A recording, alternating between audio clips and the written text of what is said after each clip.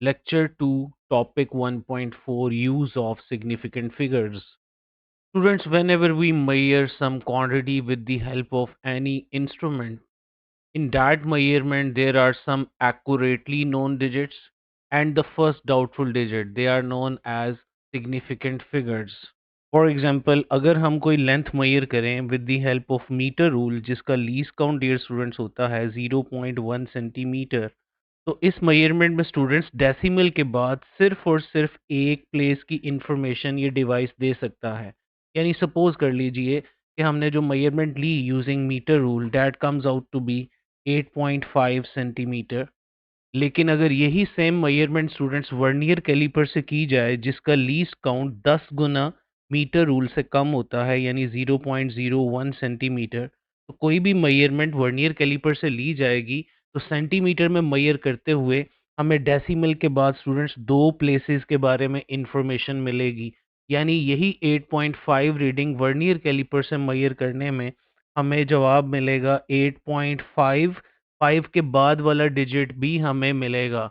It can be 1, 2, 0 any digit से it is 8.53 centimetre. अब अगर हम फर्स्ट मेजरमेंट स्टूडेंट्स देखें 8.5 सेंटीमीटर, तो इसमें 8 में कोई डाउट नहीं है। 8 डिजिट इज़ एक्यूरेटली नोन और डेसिमल के बाद ये जो डिजिट आ रहा है 5, ये फर्स्ट डाउटफुल डिजिट कहलाएगा स्टूडेंट। लेकिन इसी रीडिंग को जब वर्नियर कैलिपर से लिया गया तो इसमें एक्यूरेटली नोन डिजिट्स में 8 और 5 दोनों आएंगे स्टूडेंट्स, और 3 जो है ये फर्स्ट डाउटफुल डिजिट होगा। यानी किसी भी मेजरमेंट में हमें जो लास्ट डिजिट मिलता है वो फर्स्ट डाउटफुल डिजिट होता है और उससे पीछे जितने भी डिजिट्स होते हैं वो एक्यूरेटली नोन डिजिट्स होते हैं। इसका मतलब किसी भी मेजरमेंट में कुछ डिजिट्स एक्यूरेटली नोन होते हैं और first doubtful digit last digit of the measurement होता है। इन तमाम डिजिट्स को कलेक्टिवली हम क्या कहते हैं? Significant figures dear students. और इस मिसाल में हमने स्टूडेंट्स ये भी देखा जब हम मीटर रूल से वर्नियर कैलिपर पर आए तो इसका मतलब हमने एक्यूरेसी को इम्प्रूव किया, और एक्यूरेसी इम्प्रूव करने पर आपने देखा कि नंबर ऑफ सिग्निफिकेंट फिगर्स भी पहले से बढ़ चुके हैं।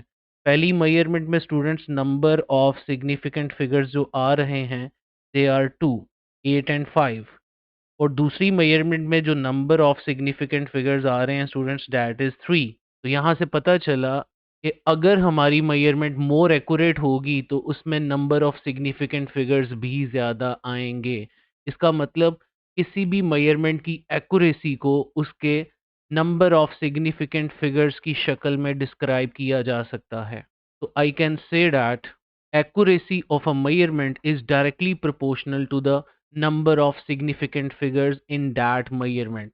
If we improve the quality of instrument, it means we will get measurement with more number of significant figures, means more experimental accuracy students. So let's see the definition. The number of digits of a measurement about which we do feel reasonably sure students are called significant figures, or we can define it as in any measurement the accurately known digits and the first estimated or doubtful digit are called significant figures. Explanation में students देखिएगा, in fact significant figures reflect the use of actual instrument used for that measurement. जैसा कि पिछली example में मैंने आपको बताया 8.5 centimetre जो रीडिंग मेजर की गई थी वो मीटर रूल से की गई थी और उसमें जस्ट दो सिग्निफिकेंट फिगर्स आ रहे थे। यानी the correct use of significant figures actually उस इंस्ट्रूमेंट के लीस्ट काउंट और उसकी एक्यूरेसी के बारे में हमें बताता है।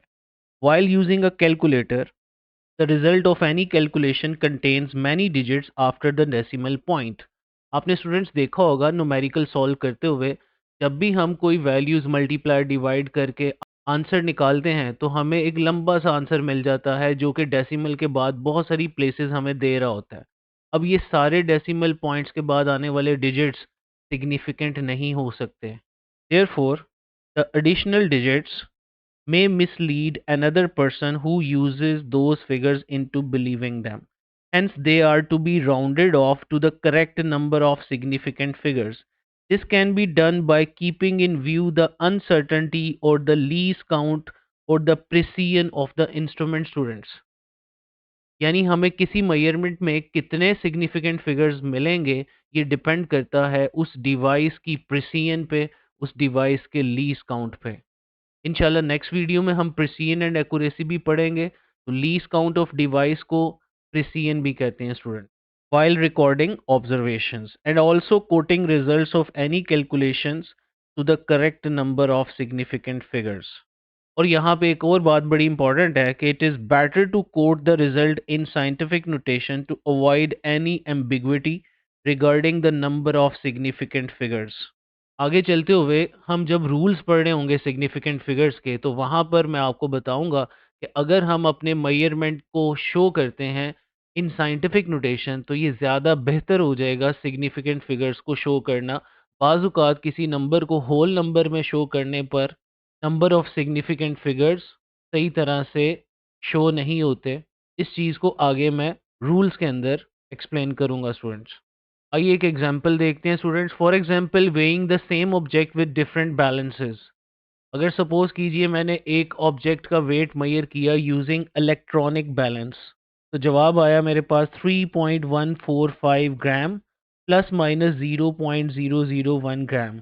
यानी ये जो इलेक्ट्रॉनिक बैलेंस है इसका लीस्ट काउंट स्टूडेंट्स 0.001 ग्राम है। यानी ग्राम में मेजर करते हुए ये डेसिमल के बाद हमें 3 प्लेसेस की इंफॉर्मेशन दे सकता है।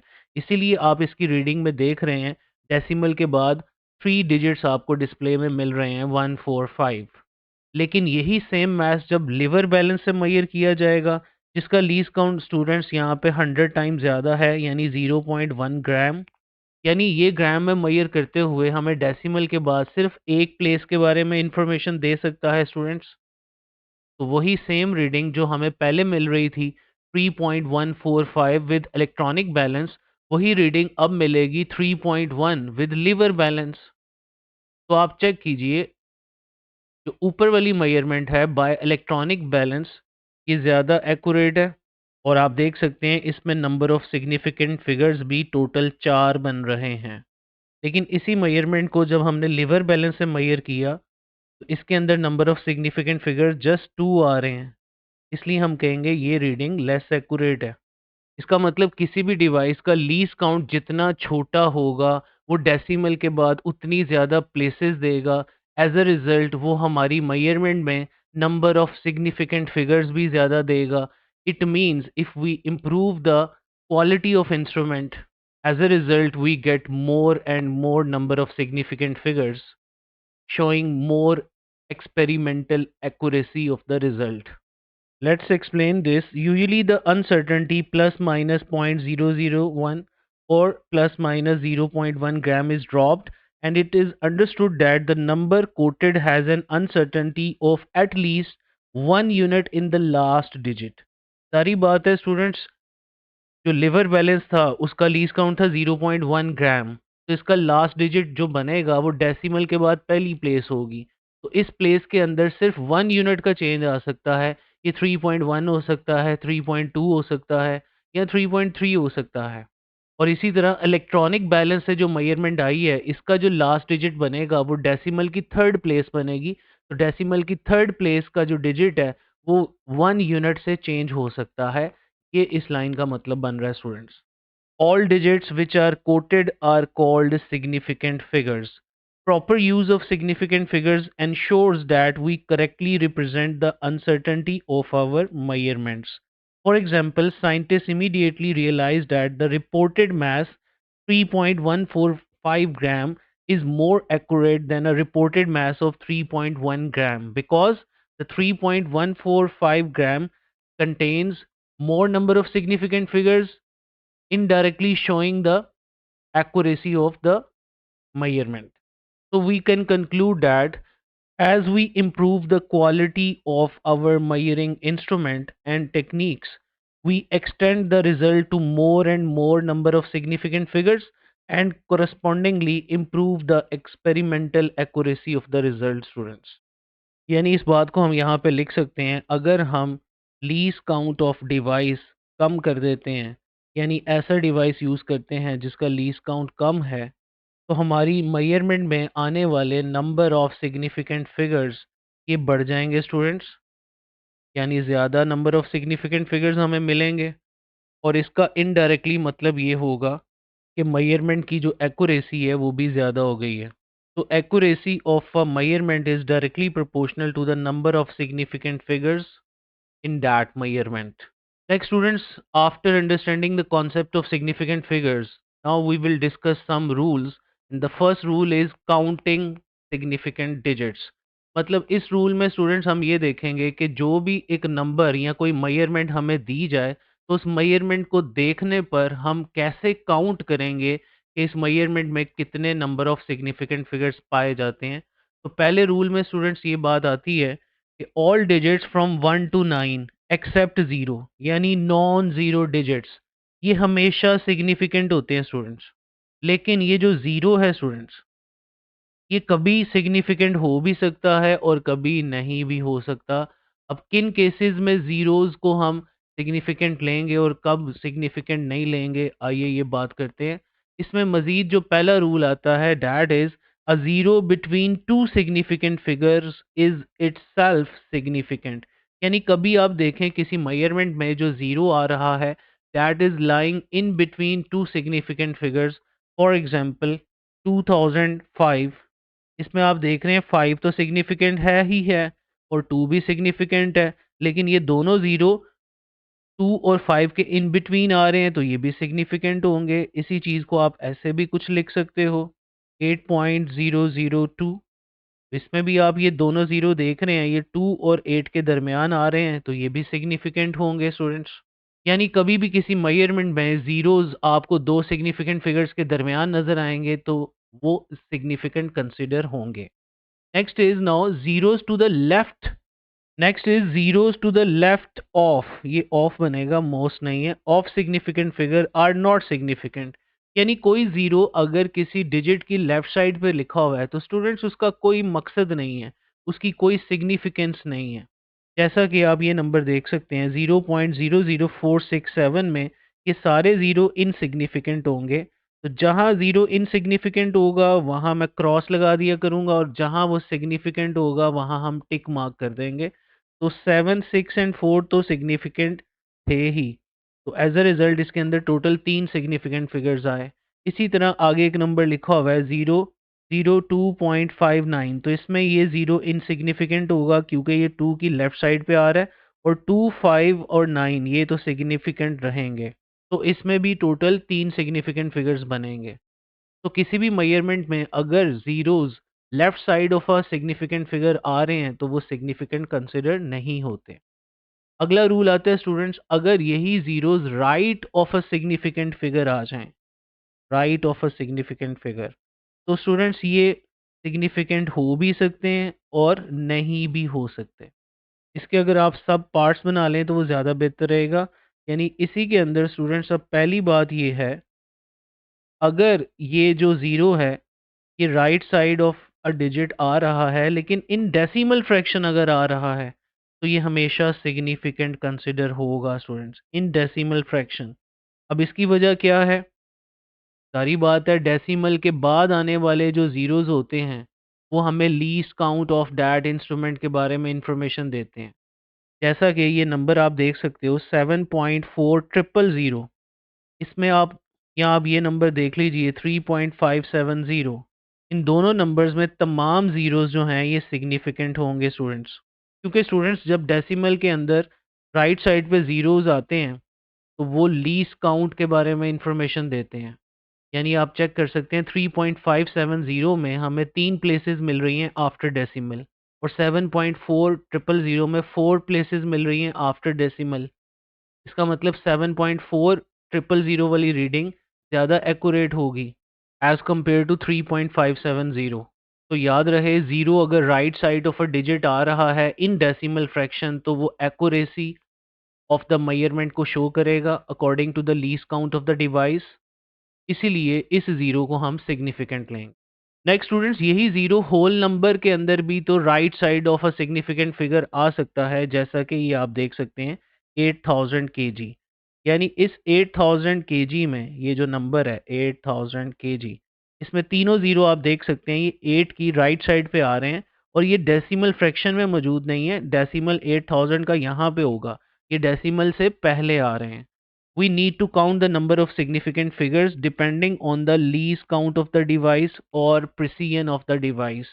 अगर स्टूडेंट्स हमारे पास लीस्ट काउंट डिवाइस का 1 kg है, तो इसका मतलब है ये डिवाइस 1 kg के स्टेप्स में मेजर करेगा। 1 kg, 2 kg, 3 kg and up to so on चलते चलते इसकी मेजरमेंट में भी 8000 kg आ जाएगा। तो आप देख सकते हैं इस टाइम ये डिवाइस की मेजरमेंट में जो चेंज आएगा वो लास्ट डिजिट में आएगा यूनिट प्लेस में, क्योंकि लीस्ट काउंट यूनिट है यानी 1 kg है। इसलिए ये लास्ट वाला ज़ीरो डाउटफुल हो जाएगा, फर्स्ट डाउटफुल डिजिट, और ये पीछे वाले ज़ीरो और ये जो 8 डिजिट है ये एक्यूरेटली नोन हो जाएंगे। इसका मतलब है अगर लीस्ट काउंट 1 kg होगा तो ये तमाम ज़ीरो सिग्निफिकेंट काउंट होंगे। लेकिन स्टूडेंट्स यही 8000 kg वैल्यू मैं एक ऐसे डिवाइस से भी मेजर कर सकता हूँ जिसका लीस्ट काउंट 10 kg है, सपोज कर लीजिए। अब जिस डिवाइस का लीस्ट काउंट 10 kg है स्टूडेंट्स, ये 10 kg के स्टेप्स में मेजर करेगा, यानी ये 10 के बाद 11 पे नहीं जाएगा बल्कि 20 kg पे जाएगा, यानी 10, 20, 30, 40। इसी तरह अगर आप स्टेप्स में मेजर करते जाएं, ये डिवाइस भी 8000 kg एग्जैक्टली मेजर करके आपको दे सकता है। लेकिन स्टूडेंट्स आपको पता है इस टाइम डिवाइस का लीस्ट काउंट हमने बढ़ा दिया है, और लीस्ट काउंट बढ़ाने का मतलब क्या होता है स्टूडेंट्स? एक्यूरेसी को बढ़ाना कि एक्यूरेसी को कम करना? ऑफ कोर्स एक्यूरेसी को कम करना। लेकिन दोनों की मेजरमेंट दिखने में तो बिल्कुल सेम लग रही है। ऊपर वाली भी 8000 है, नीचे वाली भी 8000 है। लेकिन चूंकि सेकंड केस में लीस्ट काउंट 10 गुना बढ़ गया है स्टूडेंट्स, यानी एक्यूरेसी स्टूडेंट्स 10 गुना कम हो गई है, तो इस रीडिंग में हम लास्ट ज़ीरो को काउंट नहीं करेंगे। तो देखें मैंने इधर क्रॉस लगा दी है। तो अगर 8000 kg वैल्यू ऐसे डिवाइस से ली गई है जिसका लीस्ट काउंट 10 kg है, उसमें एक ज़ीरो को छोड़ के बाकी सारे ज़ीरो सिग्निफिकेंट होंगे। इसी तरह स्टूडेंट्स एक और डिवाइस है जिसका लीस्ट काउंट 100 kg है, यानी आपने लीस्ट काउंट 10 टाइम और इंक्रीज कर दिया है, यानी एक्यूरेसी को 10 टाइम और कम कर दिया है। तो 100 kg लीस्ट काउंट रखने वाला डिवाइस 100 kg के स्टेप्स में मेजर करेगा, यानी 100 kg से वो 200 पे जाएगा, 300 पे, और इसी तरह चलते चलते ये भी हमें 8000 kg मेजर करके दे सकता है। लेकिन एक्यूरेसी में ये स्टूडेंट्स 1 kg लीस्ट काउंट वाले डिवाइस की निस्बत 100 गुना पीछे है, इसलिए अब इसके 2 ज़ीरो काउंट नहीं होंगे और 1 ज़ीरो काउंट होगा। इसका मतलब वैल्यू को होल नंबर में लिखने से एम्बिग्विटी आ रही है, यानी डाउट आ रहा है, यानी देखने पर हमें पता नहीं चल रहा कि किस रीडिंग के अंदर कितने सिग्निफिकेंट फिगर्स हैं, जब तक आपको ये ना बताया जाए कि ये जिस डिवाइस से रीडिंग ली गई है उसका लीस्ट काउंट क्या है। इसलिए ये बेहतर होता है कि अगर हम अपनी मेजरमेंट को साइंटिफिक नोटेशन में लिखें स्टूडेंट्स। देखें 8000 kg जब आपने 1 kg वाले लीस्ट काउंट से मेजर किया था तो मुझे पता है इस टाइम तीनों ज़ीरो सिग्निफिकेंट हैं, तो मैं 8000 को साइंटिफिक नोटेशन में कुछ यूँ लिखूंगा, 8.000 इंटू 10 पावर 3 kg। तो डेसिमल के बाद आने वाले ज़ीरो मैं बता चुका हूँ, ये हमें एक्यूरेसी के बारे में बताते हैं। तो ये फ़ौरन दिखने पर पता चल जाएगा कि ये 8000 वैल्यू है और इसके अंदर टोटल 4 सिग्निफिकेंट फिगर्स हैं। और दूसरे केस में इसी को मैं साइंटिफिक नोटेशन में लिखूंगा स्टूडेंट्स, तो कुछ ऐसे लिखा जाएगा, 8 पॉइंट के बाद मैं 2 ज़ीरो लगाऊंगा और मल्टीप्लाई बाय 10 पावर 3 ही रहेगा। यानी 8.000 इंटू 10 पावर 3 कहा जाए या 8.00 इंटू 10 पावर 3 कहा जाए, दोनों एक्चुअली ये 8000 ही हैं। लेकिन दिखने पे पता चल रहा है कि 8.00 में सिर्फ 3 सिग्निफिकेंट फिगर्स आ रहे हैं। तो साइंटिफिक नोटेशन पर लिखने पर हमें पता चला कि किसी भी चीज़ की एक्यूरेसी को शो करना ईज़ी हो जाता है, कन्वीनिएंट हो जाता है। इसी तरह ये जो थर्ड केस था, इसमें इसको यूँ लिखा जाएगा, 8.0 इंटू 10 पावर 3 kg। तो all these three measurement students are actually 8000 kg। लेकिन साइंटिफिक नोटेशन में डेसिमल के बाद ये कितनी प्लेसेस के बारे में इंफॉर्मेशन आपको देगा, ये डिपेंड करता है डिवाइस के लीस्ट काउंट पर। और यहीं से हम अगले रूल की भी बात कर लेते हैं। जब भी हमारी मेजरमेंट साइंटिफिक नोटेशन में लिखी हो स्टूडेंट्स, तो 10 की पावर को छोड़ के बाकी जितने भी डिजिट्स साइंटिफिक नोटेशन में लिखे होते हैं वो तमाम सिग्निफिकेंट होते हैं स्टूडेंट। आइए इसको यहाँ से रीड आउट भी कर लेते हैं। ये हाउएवर के बाद यहाँ से मैं रीड कर रहा हूँ, इन इंटीजर्स और whole numbers such as 8000 kg, the number of significant zeros is determined by the precision of the measuring instrument. Precision mean least count, students. If the measuring scale has a least count of 1 kg, as I explained you earlier on the black screen, then there are four significant figures written in the scientific notation as 8.000 into 10 power 3 kg. If the least count of the scale is 10 kg, then the number of significant figures will be 3, written in scientific notation as 8.00 into 10 power 3 kg and so on. तो students, यहाँ तक हम एक बात को recall कर लेते हैं कि सिग्निफिकेंट फिगर्स को काउंट करने के लिए जो हमने यहाँ पे चार रूल्स देखे हैं, वो पहला रूल क्या था कि अगर zero in between the two digits आ जाए तो ये सिग्निफिकेंट काउंट होते हैं स्टूडेंट्स, और अगर ज़ीरो लेफ्ट साइड पे आ जाए किसी भी नंबर की तो ये इनसिग्निफिकेंट होते हैं, और अगर राइट साइड पे आए आफ्टर डेसिमल फ्रैक्शन तो ये एक्यूरेसी को शो करते हैं, इसलिए ये सिग्निफिकेंट होते हैं। और अगर राइट साइड पे होल नंबर में आए स्टूडेंट्स तो इसके लिए हमने पढ़ा, हमने लीस्ट काउंट के हिसाब से देखना होता है कि कितने सिग्निफिकेंट होंगे।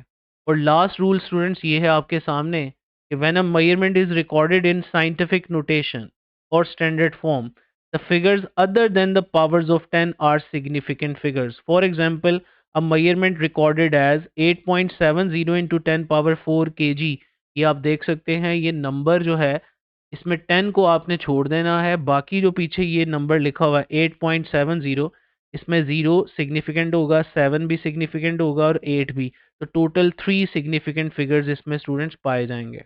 Next rule number 2, we will discuss multiplying और डिवाइडिंग नंबर्स। स्टूडेंट्स, हम जानते हैं समटाइम्स हम नंबर्स को मल्टीप्लाई डिवाइड करके जब आंसर ऑन कैलकुलेटर निकालते हैं तो एक लंबा सा आंसर आ जाता है जिसके अंदर डेसिमल के बाद बहुत सारी प्लेसेस होती हैं।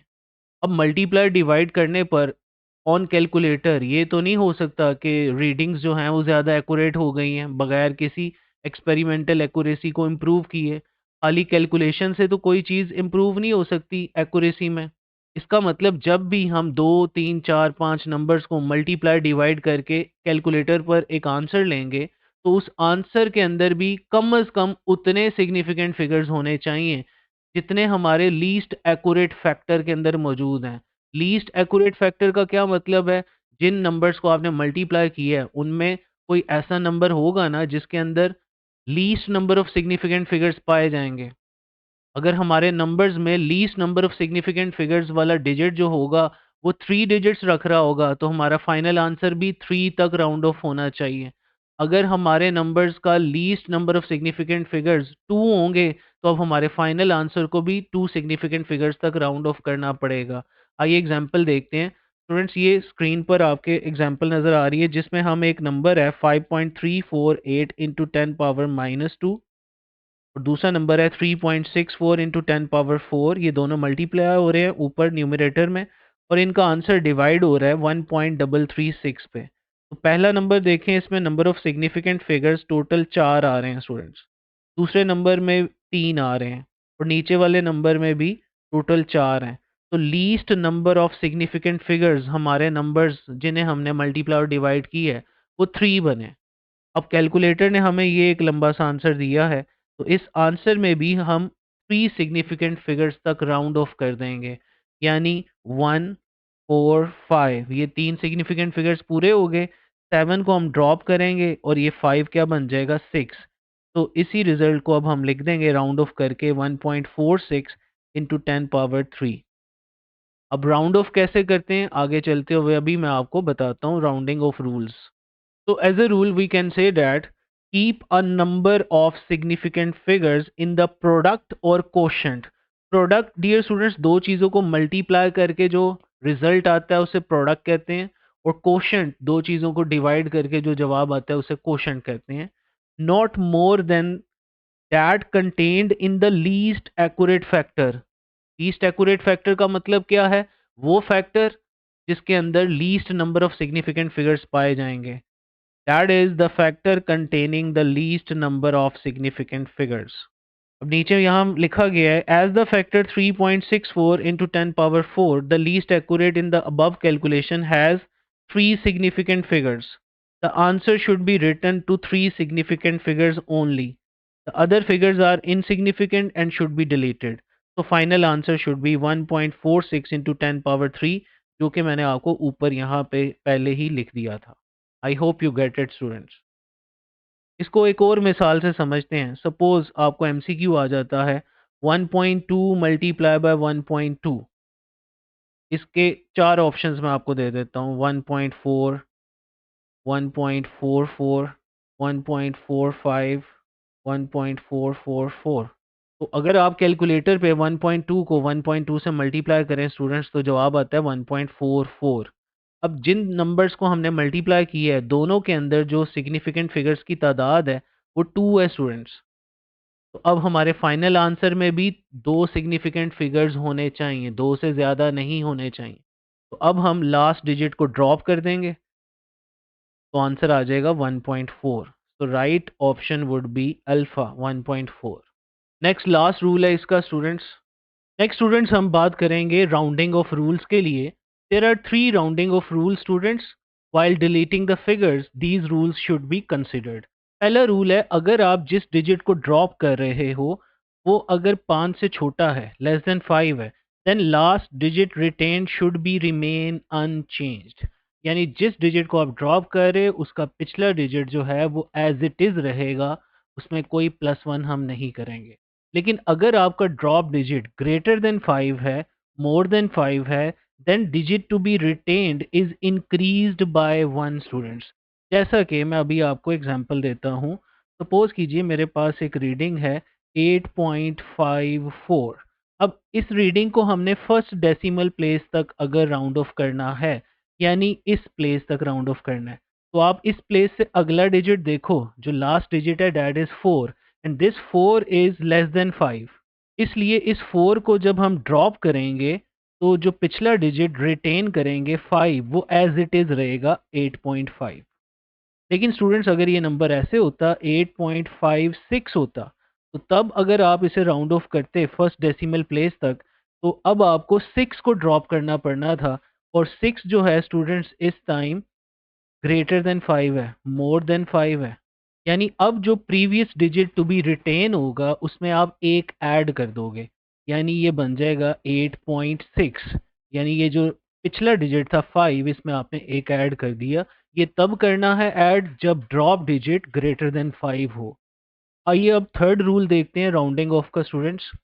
थर्ड रूल में हमें बताया गया है कि अगर जिस डिजिट को आप ड्रॉप कर रहे हो वो ना 5 से बड़ा है ना 5 से छोटा है, तो इस केस में अब आप जो previous digit to be retain होगा उसको आप इंक्रीज कर दोगे by 1 if it is odd. यानी अगर प्रीवियस डिजिट ऑड होगा तो फिर एक ऐड हो जाएगा. And retained as such if it is even, the digits are deleted one by one. ये भी बात याद रखनी है, जब भी आपने राउंडिंग ऑफ करनी है तो आखिरी डिजिट से राउंडिंग ऑफ करते करते उस प्लेस तक आना है आपने जिस प्लेस तक आपने राउंड ऑफ करना रिक्वायर्ड है आपको. फॉर एग्जांपल मैं कहता हूँ जी 8.55, ये एक नंबर है आपके पास. मैंने फर्स्ट डेसिमल प्लेस तक इसको राउंड ऑफ करना है और जो ड्रॉप डिजिट है वो 5 है स्टूडेंट्स. ना ये 5 से बड़ा है ना 5 से छोटा है, ये इक्वल टू 5 है. अब आप प्रीवियस डिजिट देखोगे टू बी रिटेन्ड, वो ओड है कि इवन है. क्या कहेंगे स्टूडेंट्स, इस टाइम प्रीवियस डिजिट ये 5 है और 5 एक ऑड नंबर है, तो इस केस में आप एक ऐड कर दोगे प्रीवियस डिजिट में, सो इट वुड बी 8.6. लेकिन अगर स्टूडेंट्स ये होता 8.45 और इसे आपने फर्स्ट डेसिमल प्लेस तक राउंड ऑफ करना आपको रिक्वायर्ड अगर होता, तो अब आप 5 को अगर आप ड्रॉप करते तो प्रीवियस डिजिट देख लें ये इवन है, 4 इज इवन. तो इवन के केस में हम ऐड नहीं करते, उसको एज इट इज लिखते हैं. सो 8.4 वुड बी राइट आंसर.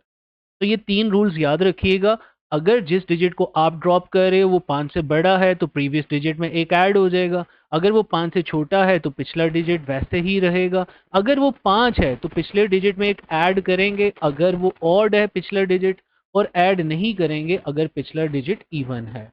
आइए कुछ और एग्जांपल्स जो आपकी बुक में दी गई हैं उनको देखते हैं.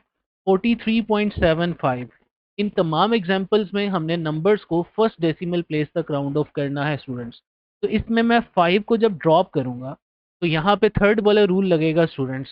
बिकॉज जब ड्रॉप डिजिट 5 होता है तो हम पिछले डिजिट का ऑड या इवन देखते हैं.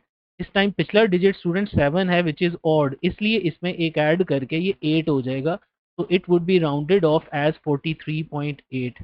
इसी तरह सेकेंड एग्जाम्पल देखें, 56.8546, 56.8546 ये नंबर है स्टूडेंट्स।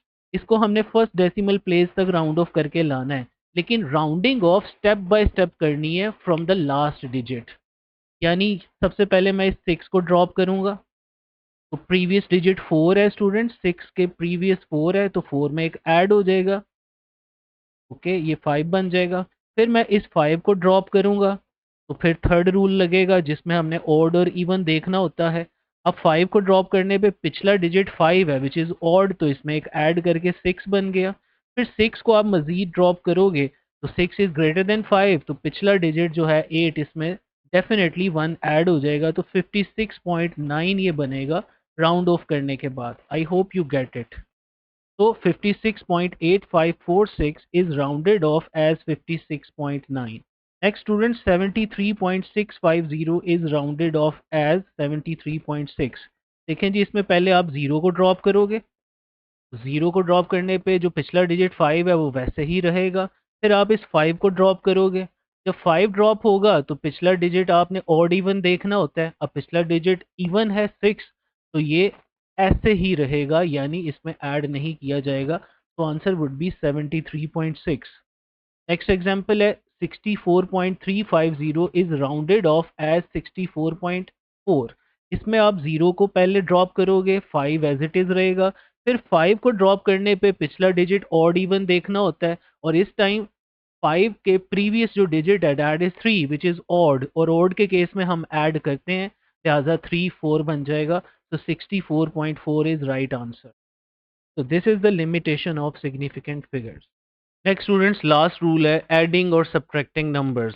यानी जब हम दो या दो से ज़्यादा नंबर्स को प्लस माइनस करके एक रिजल्ट निकालेंगे, तो इस दफ़ा हमें अपने फाइनल रिजल्ट को राउंड ऑफ करना होगा, not on the basis of least accurate factor, instead on the basis of least number of decimal places.